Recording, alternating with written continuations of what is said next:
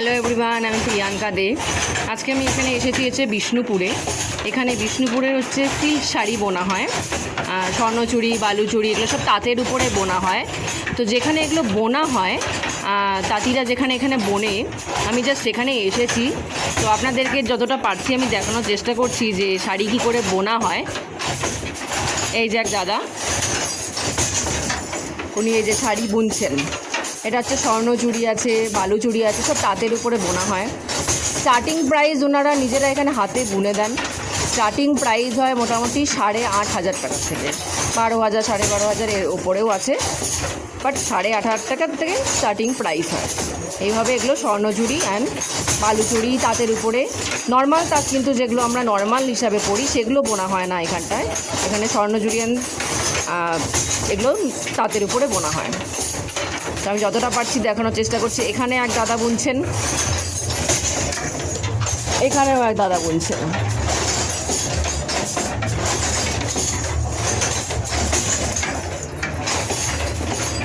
দাদা, একটা শাড়ি রেডি করতে তাও কতটা টাইম লাগে? 7 দিন 8 দিন একটা শাড়ি তৈরি করতে? আপনারা কি নিজেরাই করেন নাকি এসে নিয়ে যায় শাড়িগুলো বিক্রি করতে? আচ্ছা, নিজেরাই সেল করেন। আপনাদের কি দোকান আছে না এখান থেকে সেল করেন? এখান থেকে। আচ্ছা, এইখানে কি মানে পার্সোনাল ক্লায়েন্ট এসে বুকিং করে যায় না দোকান থেকে এসে বুকিং করে যায়? আচ্ছা আচ্ছা আচ্ছা। শাড়ির কাজগুলো দেখুন, থাক থাক। শাড়ির কাজগুলো দেখুন, এইভাবে জাস্ট বোনা হয়।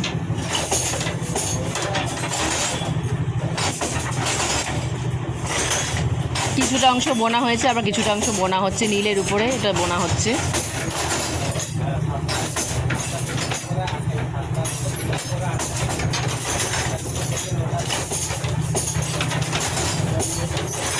এখানেও মেশিন আছে। এই যে এই মেশিনটা এরকমভাবে চলছে।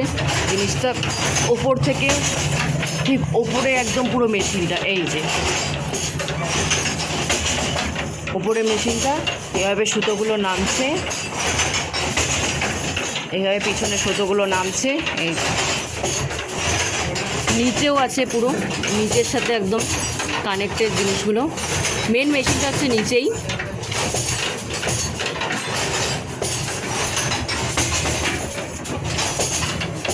অ্যান্ড এখানে ওনারা বুনছেন এভাবে।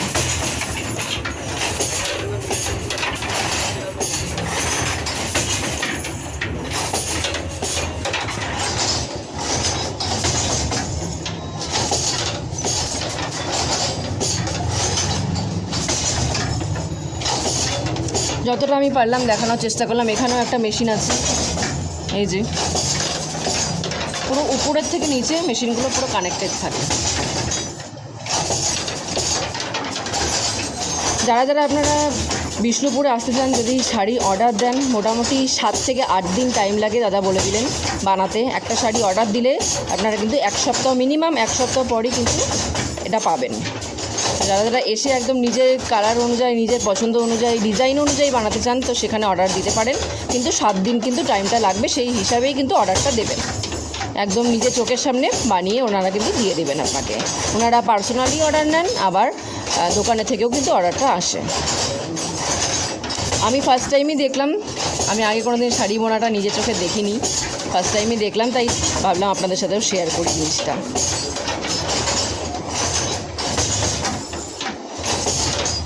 যতটা পারলাম আমি কিন্তু ইনফরমেশান দেওয়ার চেষ্টা করলাম।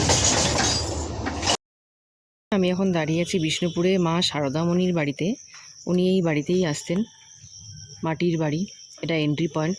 এখানে এসে উনি এখানে পা ধুতেন, পা ধুয়ে তারপর ঘরে ঢুকতেন। এখানে যে পা ধুতেন, এখানটায় এই পাথর থেকেই তুলসী গাছ বেরোয়, অনেক বড় তুলসী হয়। এখনও ভিডিওতে কতটা বোঝা যাবে যাই না, বাট ছোট ছোট তুলসী গাছ আছে। এখানে উনি পা ধুতেন, ধুয়ে এই বাড়িতে কিন্তু উনি থাকতেন, এই ঘরটাতে।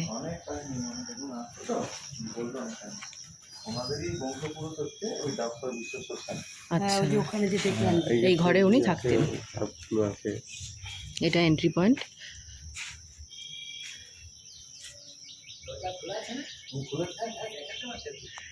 ওই জায়গায় যে কোনো কাপড় জামা পরে ঢোকা তো ঠিক নাই, থাকলার জায়গা। বলছি তোমরা এসব চিন্তা তোমরা সব ইয়ে করেছো তো? আমরা একদম ফ্রেশ জামা কাপড় পরা আছি, কোনো অসুবিধা নেই। চান টান করা, আমরা স্নান টান করে আসছি একদম। ঠিক আছে, যান ঠিক আছে। অ্যাকচুয়ালি ভক্তির কাছে আমাদের হ্যাঁ, ওটাই। হ্যাঁ। ঠাকুর সব মনের ব্যাপার। হয় না এখন মানে আচ্ছা। আমি এখন এই রুমে মা থাকতেন, সারদামণি। নিজে নিজে একটু গান শিখছি আর কি। আচ্ছা আচ্ছা, ভালো ভালো। বাচ্চাদের বাচ্চা চক্রকে পড়তে দেয়, মানে বাচ্চারা যাতে বিপদে না যায়, বাচ্চা মায়ের আর কি ক্লাস 4, 5, 6, 7, 8, 9, 10 বিপদে যাতে না যায়, তাই এদিকে একটু টানা গান টান করা এইসব নিয়ে আছে। এখানে রেগুলার পুজো আর্চা করা হয়। 1909 থেকে 1920 যাতায়াতের পথে জয়রামবাটি কলকাতায় যাতায়াতের মা এখানে অবস্থান করতেন। আচ্ছা। আর জীবদ্দর্শন অন্তিম ফটো হচ্ছে এই বাড়ি, মানে মা রামকৃষ্ণদেব আসতেন কি? মা আসতেন? রামকৃষ্ণদেব একবারই এসেছিলেন। আচ্ছা। সেটা ওই কলেজে, আমাদের কলেজে ওই আচ্ছা। লালবাঁধে পাড়ে আচ্ছা। ওই ইয়ে দিতে কি বলে আমাদের সাক্ষী দেওয়ার জন্য। আচ্ছা, হ্যাঁ, না এটা না, এটা মাটি না, এটাই। আর এগুলো সব মাটি। বাড়িটা হচ্ছে 190 বছর পুরনো। আচ্ছা। সেই বাড়ি এখনো রয়ে গেছে এইভাবেই। এখানে প্রদীপ জ্বালাতেন মনে হয়। হ্যাঁ, প্রদীপ জ্বালাতেন। হ্যাঁ, ওই আগে খড় ছিল, খড়কে টিন করেছি, আর মাঝে মধ্যে রং হোয়াইট সেসব করা হয় আর কি, বুঝতে পারতো। আর মা লাস্ট এসে 1920, আজ থেকে 106 বছর আগে। তার বশিষ্ঠ সেন, উনি হচ্ছে বশিষ্ঠ সেন, সুধীর সেন, সুরেশ সেনের নাতে আমি। উনার কি স্থাপনটাই কি এখানে ছিলেন না? হ্যাঁ, উনার কি জায়গাটাই এখানে ছিলেন? বশিষ্ঠ সেন এখানে উপরে মা সালামটায়। মা এবার একটা কথা বলে, মা নয়, যে কোনো মাস যদি আপনি 3 দিন যান কোথাও, আপনি একটা রুমে থাকবেন। হ্যাঁ, ওটাই। একটা রুমে থাকতে পারেন, খাওয়া পায়খানা যা সমস্ত কিছু আছে, আর কোনোদিনই সম্ভব না একটা রুমে। ওতে মা সালামটায় মায়ের ঘোরা। হ্যাঁ, এসে আগে উপরে উঠতেন, ঠিক আছে, এই রুমে চারদিকে ঘোরা আছে। বাদল যা জীবদ্দর্শন অন্তিম ফটো হচ্ছে ওইখানে, মানে ওই দিকে 1920 সালে 24শে ফেব্রুয়ারি মা কলকাতা রওনা দেন। 24শে ফেব্রুয়ারি কলকাতা রাত্রি যাপন করেন। 25শে ফেব্রুয়ারি আমাদের এখানে আসেন, আজ থেকে 106 বছর আগে। 25শে রাত্রি যাপন করেন, 26শে রাত্রি যাপন করেন। কি বলছে উনি, শোনো আগে।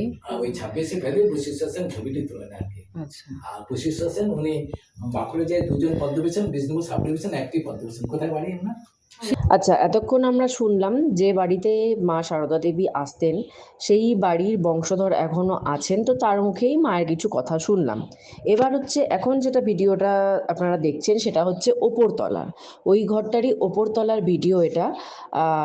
এখানেও মা আসতেন, শুধু একটা রুমে তো আর মা থাকতেন না, ওপরেও আসতেন। তো এখানে একটা দাগ আমি দেখাচ্ছি মাটিতে, আপনারা বুঝতে পারবেন, সিমেন্ট দিয়ে আলাদা করে দাগ করা আছে। সেটার একটা কাহিনী উনি আমাকে বললেন। সেটা হচ্ছে একসময় মা নিচের ঘরে আসছেন, ওই বাড়িতে তখন উনার পূর্বপুরুষ যিনি ছিলেন, এক মহিলা, এক মা, তিনি মা সারদা দেবীকে বলেছিলেন যে মা আপনি ওপরে যাবেন না। তখন মা সারদা দেবী বলছিল কেন? তখন উনি বলছিল মা ওপর থেকে না জল লিক করছে, মানে আগেকার দিনে বাড়ি তো ছাদ ফেটে গেছে, তো সেখান থেকে বৃষ্টি হলে মা জল লিক করে, তো আপনি ওখানে যাবেন না, পিছলা আছে, পড়ে যেতে পারেন, আপনি ওখানে যাবেন না। তো মা সারদা দেবী তখন ওনাকে বলছিলেন যে সেটা তুমি আমাকে আগেই বলতে পারতে। তো মা কি করেছেন, মা উপরে গেছেন, উপরে গিয়ে এই যে জায়গাটা দেখাচ্ছি মাটিতে দাগ করা সিমেন্টে, এই জায়গাটায় মা নিজের হাত বুলিয়ে দিয়েছিলেন, হাত দিয়ে মা সাপটিয়ে দিয়েছিলেন সেই জায়গাটা। ওদিনকার পর থেকে আজ পর্যন্ত উনি আমাকে বললেন যে আজ পর্যন্ত ওখান থেকে কোনো জল লিক করেনি, কোনো সিমেন্ট দিয়ে ওনারা পরে সেই জায়গাটাকে, যেহেতু মা যে সেই জায়গাটাকে হাত দিয়েছিলেন, তো সিমেন্ট দিয়ে সেই জায়গাটাকে ওনারা দাগ করে দিয়েছেন ঠিকই, কিন্তু কোনো রিপেয়ারিং, এক্সট্রা করে কোনো কিছু দিয়ে রিপেয়ারিং ওনারা করেননি। আজ পর্যন্ত ওই জায়গাটা থেকে কিন্তু কোনো রকমের জল আর লিক করে না। তো আমি যতটুকুই পারলাম এই পয়েন্টটার, এই যে মায়ের বাড়িটা যেখান থেকে মা জয়রাম বাড়ি থেকে এসে এখানে থাকতেন, এই পয়েন্টটা কিন্তু আপনারা যখন বিষ্ণুপুরে কী কী দেখার আছে সেটা যখন আপনারা গুগলে সার্চ করতেও যাবেন, এই পয়েন্টটা কিন্তু দেখায় না, এই মায়ের বাড়িটা কিন্তু দেখায় না। এটা আমিও জানতাম না। আমি বিষ্ণুপুরে গিয়েই কিন্তু যে টোটোওয়ালাটা ঘুরিয়েছে, যাকে আমরা ঠিক করেছিলাম 2 ঘন্টার জন্য, তো সে আমাকে এখানে নিয়ে গেছে। তো সে নিজেও আমাকে বলল যে আপনার যারাই আসে ট্যুরিস্ট বাইরের থেকে তারা কিন্তু এই মার বাড়িটা সম্বন্ধে কিন্তু তারা কেউই জানে না, কারণ এটা অনলাইনেও সেরকম দেখায় না, প্রচলিত হয়নি এখনও। তো অনলাইনে যেগুলো দেখায় সেগুলোই বাকি টোটোওয়ালা যারা আছে তারা ঘুরিয়ে দেয়। এটা এক্সট্রা করে উনি আমাদেরকে দেখিয়েছেন, বাকি টোটোওয়ালা কিন্তু দেখায় না। তো আপনারা যদি যান বিষ্ণুপুরে, টোটোওয়ালা যদি আপনাদেরকে নাও নিয়ে যেতে চায় তবুও বলবেন যে না এখানে একজন মায়ের সারদা দেবীর বাড়ি আছে, আমাদেরকে সেটাও ঘোরাতে হবে। সেটা বললে পরে ওনারা আপনাদেরকে হয়তো এক্সট্রা চার্জ নেবে কিন্তু ঘুরিয়ে দেবে। জায়গাটা খুবই সুন্দর, মায়ের সেখানে থাকতেন, মায়ের সব হাতের ছোঁয়া আছে।